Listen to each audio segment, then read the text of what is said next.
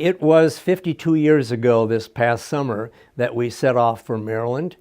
Judy and I were newly married, newly graduated from college, and I was newly commissioned and on my way to the Bainbridge Naval Training Center, where I was going to be for the next 4 years. But before we left home, Judy's dad, who was a pastor in Sioux Falls, looked up the names of the churches and found out that St. Paul's was the church that we should go to. So we soon became part of the St. Paul's church family. And we became active and doing the various things at St. Paul's. And St. Paul's really embraced us. When it came time to find a place for us to live for our expanding family, St. Paul's came through and found a house for us.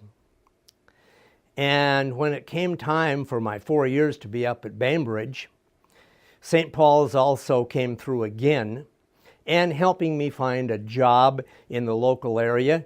So I found a job at Aberdeen, and really, I couldn't even leave this area if we wanted to.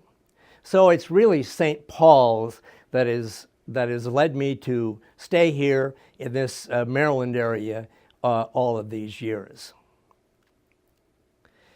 My stewardship responsibilities that Judy and I have really came from both of our families. And they instilled us what we have to do in giving back to the Lord.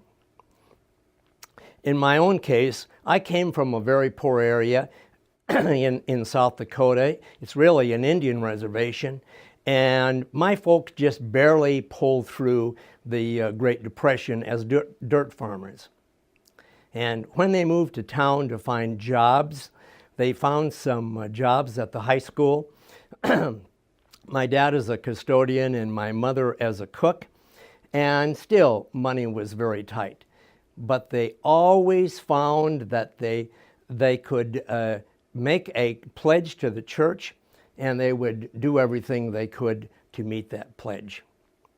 Now, you might not think it's possible today, but my church had a policy of publishing the names and the contributions of every member in the church.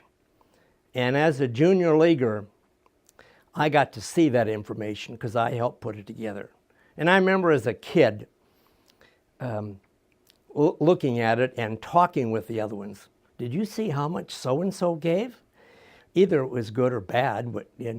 And we also looked at what our pastor gave, and he was always a very responsible person, and we were impressed.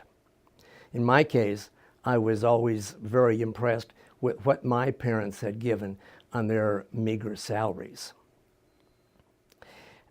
Judy's dad also was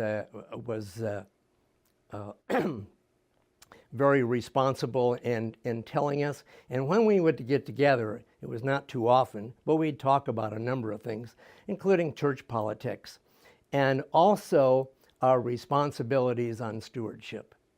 And he instilled in us that each of us are to make a pledge and to do everything that we can to fulfill that pledge. I also tried to do this with my own kids. And I tried to instill it in them that everything we have comes from God. So one Sunday on the way back from church, it was near Christmas time, I asked my boys, where does everything come from? The answer that I got is Sears, of course. Well, I guess I shouldn't have been too worried about that because the airwaves at the time were filled with Sears has everything. Judy and I are very thankful for all of our blessings that we have, and especially our church family here at Aberdeen. And now all of us have to work together to make sure that St. Paul's continues to be a blessing to God and to all of the people in this area.